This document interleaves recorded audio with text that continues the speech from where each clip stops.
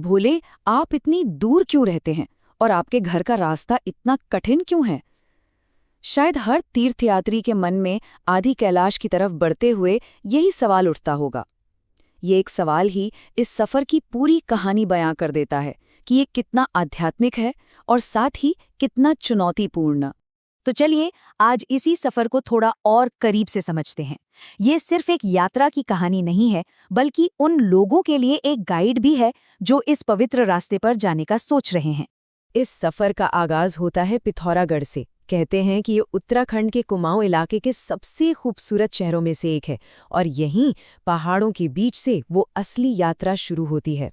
लेकिन जैसे ही आप पिथौरागढ़ की खूबसूरती से आगे बढ़ते हैं, सफर की पहली और सबसे बड़ी चुनौती सामने आती है। और ये चुनौती किसी सड़क की नहीं है, ये है धैर्य की परीक्षा। देखिए, ये एक बहुत ही संवेदनशील सीमा क्षेत्र है, तो यहाँ अंदर जाने के लिए आपको सरकार से एक खास अनुमति लेनी पड़ती है, जिसे इनर लाइन परमिट या ILP कहते हैं। और ये परमिट आपकी पूरी यात्रा के प्लान को रोक भी सकता है। धारचूला में परमिट लेने का प्रोसेस वैसे तो सीधा है। पहले SDM ऑफिस में अपने दस्तावेज जमा करिए, फिर मंजूरी का इंतजार करिए और उसके बाद थोड़ा और इंतजार करिए। जी हाँ, खासकर जब मौसम बिगड़ जाए, क्योंकि बारिश में परमिट देना बंद कर दिया जाता है।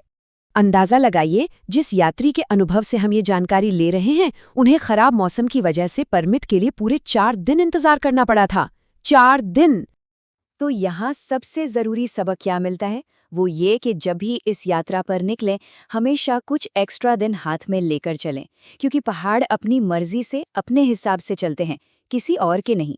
परमिट मिल गया, लेकिन अब शुरू होती है इस सफर की असली परीक्षा, और वो है यहाँ की सड़क, जो जितनी खूबसूरत है उतनी ही खतरनाक भी। एक यात्री के शब्दों में कहें तो मैंने अपनी जिंदगी में इतना बड़ा भूस्खलन नहीं देखा। ये सड़क जानलेवा है। ये सुनकर ही समझ आ जाता है कि ये कोई आम रोड ट्रिप नहीं है। यहाँ हर मोड़ पर एक नया चैलेंज है। कहीं बड़े बड़े लैंडस्लाइड्स हैं, तो कहीं अचानक से सड़क पर तेज बहता पानी आ जाता है, और फिर मुश्किल ऑफ रोड रास्ते और खड़ी चढ़ाइयाँ तो हैं ही। जो लोग लद्दाख के रास्तों पर घूम चुके हैं, उन्हें भी बता दें कि यहाँ के ऑफ रोड सेक्शन लद्दाख से भी ज्यादा मुश्किल माने जाते हैं। मतलब ये रास्ता राइडर और उसकी मशीन दोनों का कड़ा इम्तिहान लेता है। इस रास्ते की एक और खास बात है, यहाँ काली नदी भारत और नेपाल के बीच एक बॉर्डर की तरह बहती है। तो सफर के दौरान एक तरफ भारत के मंदिर और फौज की चौकियां दिखती हैं, तो दूसरी तरफ नेपाल के हरे भरे पहाड़ और खूबसूरत झरने। नज़ारा कमाल का होता है। अच्छा, इतनी सारी चुनौतियों के बाद जाहिर है शरीर को आराम और पेट को भोजन की जरूरत पड़ती ही है।